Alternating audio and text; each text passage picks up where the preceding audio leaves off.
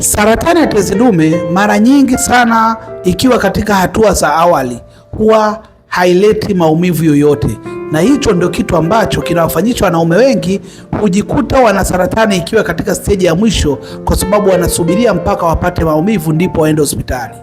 Na kikawaida maumivu ya saratani tezi dume huja pale ugonjwa unapokuwa tayari mkubwa, au pale panapokuwa na shinikizo kubwa katika kibofu cha mkojo na yale maumivu kusambaa. Lakini pia endapo saratani hii itakuwa tayari imeshaathiri sehemu ya tishu pamoja na mifupa ambayo ipo karibu, basi mwanaume huyu ataanza kuona dalili kama vile maumivu ya nyonga, maumivu wakati wa kukojoa, maumivu ya kiuno na mgongo, lakini pia maumivu ya sehemu mbalimbali za mifupa.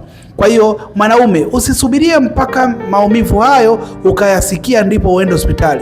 Ni vizuri sana unapofika miaka 35 au unapogundulika kwamba una tatizo la kuvimba kwa tezi dume, basi huo unafanya vipimo mara kwa mara ili uangalie isije kuwa tayari imeshageuka kwenda kwenye saratani ya tezi dume. Mwanaume, afya ya tezi dume ni yako wewe.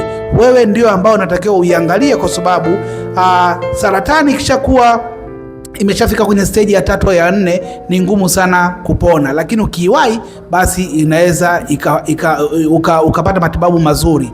Sasa ipo hivi, kama wewe ni mmoja wa wanaume ambao unakuwa na changamoto ya tezi dume au una saratani au una changamoto yoyote ile katika mfumo wako wa uzazi, basi unaweza kuchukua namba yangu hapo bio ukanipigia, nikaweza kusaidia jinsi gani ya kufanya, lakini pia naweza nikakupa ushauri mzuri ambao unaweza ukakusaidia katika afya yako.